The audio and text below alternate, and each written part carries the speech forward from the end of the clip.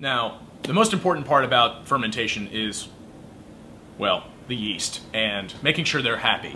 Yeast comes in a lot of forms, liquid and dry. They come from different breweries and they all have different flavors, likes and dislikes. But the most important part is the temperature of the fermentation. Anyhow, it's been 2 weeks.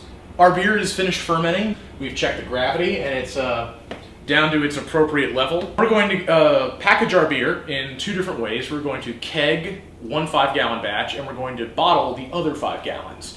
Here is the keg itself. The first step in kegging is, of course, making sure everything is clean and sanitized, which we took care of earlier. We cleaned out the keg with some PBW and then we sanitized it with some iodine.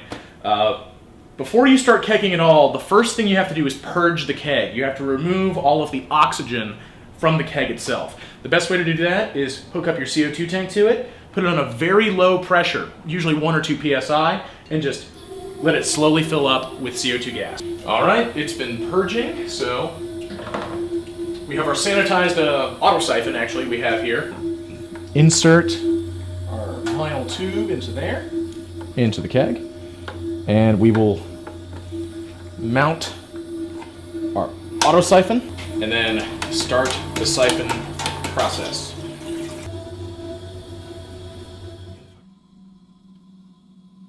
If the auto siphon or whatever racking can you might be using touches the bottom, you're going to slurp up a whole bunch of yeast, and we don't want that. So start siphoning from the center of your fermenter, and then slowly move the siphon downward once you start getting towards the bottom of the bucket. We've got our beer. Lock our lid into place. Turn up the pressure on your regulator.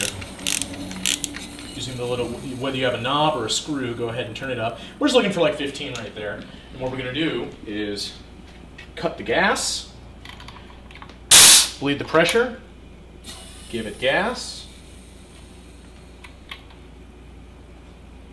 bleed out the excess, give it gas,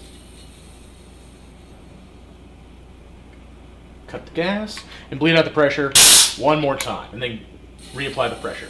The idea here is that we wanted to, in case there was any additional oxygen, we wanted it completely devoid from the headspace. Whenever you're carbonating in a keg, there's 2 profoundly different methods. There's the low and slow method, where basically, depending on the temperature of your kegerator and the desired amount of pressure you want in your beer, you'll just set the regulator at a certain pressure and just let the keg sit in the kegerator for about anywhere between 5 days to a week, and you'll have full carbonation. When you're in a hurry, you can do what's called the shake and bake method. That's what I like to call it anyway. You'll crank up the regulator to an extremely high pressure, and you'll shake the keg, either up in the air, shaking it back and forth, or rolling it on the ground with your foot. Basically, the principle is that because you have extremely high pressure and you're shaking it, you're slamming more CO2 gas into the beer. When you bottle beer, it's going to naturally condition. We actually we're going to have the yeast ferment again in the bottle. And for that, we have to make a priming syrup. You'll see the beer flowing into that syrup. 5 ounces of corn sugar, or dextrose, is used for most beers, just sort of as a catch-all amount. The hose is at the bottom. That'll limit oxidation, and you'll see how it's forming a vortex. You can see the beer moving around in a circle. That's very good. That way the heavier syrup that's at the bottom will always have fresh beer flowing into it, and it's moving in a circular motion. So you're going to get a more even distribution. This right here is the bottle filler. It's just a hard acrylic tube, just like a racking cane almost. It has a nice little spring-loaded tip right here. Basically, once this fills up with beer, this goes into a bottle, and you press down on it, opens up a valve, and the bottle fills up, but the second you pull up on it, it stops pouring, which is fantastic. Makes bottling a snap. It doesn't really matter what type of bottle your beer goes in, as long as you can securely package it. It could be a swing top style bottle. It could be a crown finished bottle, like a amber beer bottle.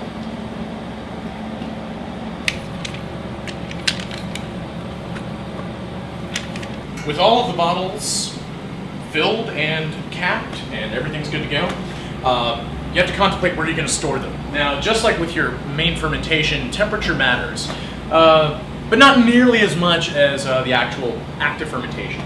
These need to sit somewhere between, I'd say, 55 to 72 degrees Fahrenheit, so they can condition at room temperature, so they can condition and carbonate properly. Generally speaking, the cooler, the better.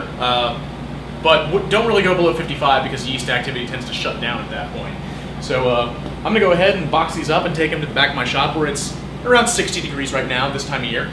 Pretty much perfect. And in about 2 weeks, these will be fully carbonated and ready to drink. It's been about a week and a half. I am wearing different clothes this time, and I've actually trimmed my facial hair. The beer in the keg looks great. Here's it in the bottle.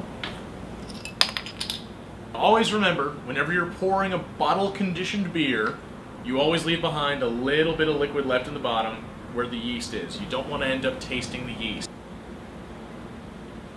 Notice how the bottle stays level, but now I'll change the angle of the glass.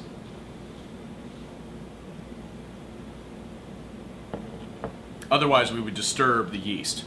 I'm going to shut up now and drink this. Thanks for watching.